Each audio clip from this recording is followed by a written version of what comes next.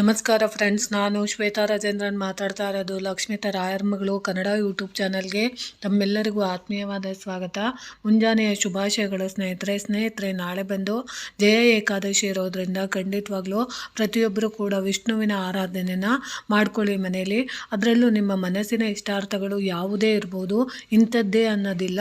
ಯಾವುದಾದ್ರೂ ಒಂದು ಇಷ್ಟಾರ್ಥಗಳು ನಿಮಗೆ ನೆರವೇರಬೇಕು ಅಂತ ನೀವು ಬಯಸೋ ಅಂಥವ್ರು ನಾಳೆ ನಿಮ್ಮ ಮನೆಯ ಸುತ್ತಮುತ್ತ ಇರುವಂತಹ ಅಥವಾ ನಿಮ್ಮ ದೇವಸ್ಥಾನದ ಸುತ್ತಮುತ್ತ ಇರುವಂಥ ಅರಳಿ ಮರಕ್ಕೆ ಹೋಗಿ ನೀವು ವಿಷ್ಣುವಿನ ನೀವು ಪ್ರಾರ್ಥನೆ ಮಾಡಬೇಕಾಗುತ್ತೆ. ಅದರಲ್ಲೂ ವಿಶೇಷವಾಗಿ ಒಂದು ದಾಳಿಂಬೆ ಹಣ್ಣನ್ನು ನೀವು ತಗೊಂಡೋಗಿ ವಿಷ್ಣುವಿಗೆ ಅಲ್ಲಿ ನೀವು ಆ ಮರದ ಕೆಳಗಡೆ ನೀವು ಇಟ್ಟು ಪ್ರಾರ್ಥನೆ ಮಾಡಿ. ನಿಮ್ಮ ಇಷ್ಟಾರ್ಥಗಳು ಏನು ಇಷ್ಟಾರ್ಥ ಯಾವುದು ಆಗಬೇಕು, ಒಳ್ಳೆ ಕೆಲಸ ಸಿಗಬೇಕಾ, ಮದುವೆ ಆಗಬೇಕಾ, ಸಂತಾನ ಆಗಬೇಕಾ, ಮನೆ ಕಟ್ಟಬೇಕಾ, ಅಥವಾ ನಿಮ್ಮ ಕೆಲಸದಲ್ಲಿ ಯಾವ್ಯಾವ ಕೆಲಸಗಳು ನಿಮಗೆ ಆಗಬೇಕು ಅಂತ ನೀವು ಅಂದ್ಕೊತಿರೋ ಆ ಕೆಲಸ ಆಗಲಿ ಅಂತ ಹೇಳ್ಬಿಟ್ಟು ನೀವು ಒಂದು ದಾಳಿಂಬೆ ಹಣ್ಣನ್ನು ನೀವು ಅರಳಿ ಮರದ ಕೆಳಗಡೆ ಹೋಗಿ ಇಟ್ಬಿಟ್ಟು ಬರಬೇಕಾಗುತ್ತೆ.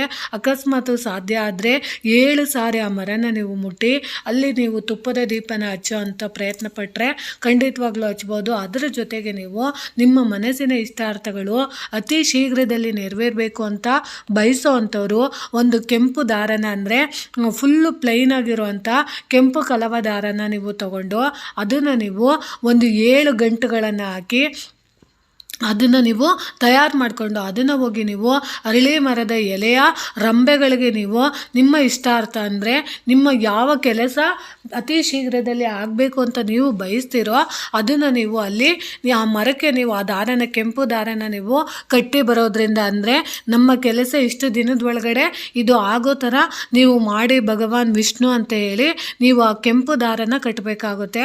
ಅದರಲ್ಲೂ ಅರಳಿ ಮರದ ರಂಬೆಗಳಿರುತ್ತಲ್ಲ, ಪುಟ್ಟು ರಂಬೆಗಳು, ಆ ರಂಬೆಗೆ ನೀವು ಆ ದಾರನ ಕಟ್ಟಬೇಕಾಗುತ್ತೆ. ಕಟ್ಟುವಾಗ ನಿಮ್ಮ ನಕ್ಷತ್ರ, ನಿಮ್ಮ ಗೋತ್ರ ಮತ್ತು ನೀವು ಯಾವ ಉದ್ದೇಶಕ್ಕೆ ಕಟ್ತಾ ಇದ್ದೀರಾ ಅನ್ನೋದನ್ನ ಎಲ್ಲನೂ ಹೇಳ್ಕೊಂಡು ನಿಮ್ಮ ಹೆಸರು, ನಿಮಗೆ ಯಾವ ಕೆಲಸದಿಂದ ಎಷ್ಟು ದಿನಕ್ಕೆ ಆಗಬೇಕು ಅಂತ ನೀವು ಬಯಸ್ತಾ ಇದ್ದೀರೋ ಅದನ್ನು ಹೇಳಿ ನೀವು ಆ 7 ಗಂಟೆಗಳು ಹಾಕಾದರೂ ಕಟ್ಬೋದು. ಇಲ್ಲ ನಮ್ಗೆ ಅದೆಲ್ಲ ಟೈಮ್ ಇಲ್ಲ ಅಂದರೆ ಒಂದಿಷ್ಟುದ್ದ ದಾರನ ನೀವು ಕೆಂಪು ದಾರನ ನೀವು ತಗೊಂಡೋಗಿ ಆ ಅರಳಿ ಮರಕ್ಕೆ ನೀವು ಕಟ್ಟೋದ್ರಿಂದ ತುಂಬಾ ಒಳ್ಳೆಯದಾಗುತ್ತೆ.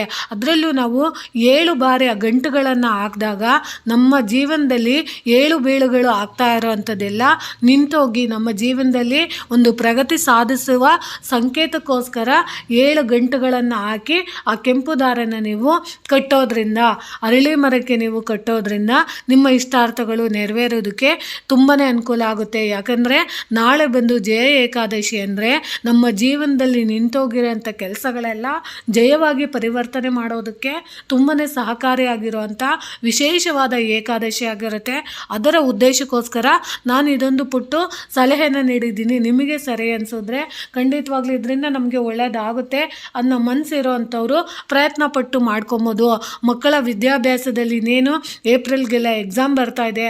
ಮಕ್ಕಳು ಪ್ರಗತಿಯಾಗಿ ಚೆನ್ನಾಗಿ ಓದಿ ವಿದ್ಯಾಭ್ಯಾಸದಲ್ಲಿ ಜ್ಞಾನಾರ್ಜನೆ ಮಾಡ್ಕೊಬೇಕು ಅನ್ನೋ ತಂದೆ ತಾಯಿಗಳು ಸಹ ಹೋಗಿ ಅದನ್ನು ಕಟ್ಬೋದು. ಅಥವಾ ನಿಮ್ಮ ಜೀವನದಲ್ಲಿ ನೀವು ಅಂದ್ಕೊಂಡಿರೋ ಅಂಥ ಕೆಲಸಗಳು ಬಹಳ ದಿನದಿಂದ ಉಳಿದೋಗ್ಬಿಟ್ಟಿದೆ, ಆ ಕೆಲಸಗಳೆಲ್ಲ ಆಗಬೇಕು ಅಂತ ಬಯಸೋ ಅಂಥವ್ರು ಮಾಡ್ಕೊಬೋದು.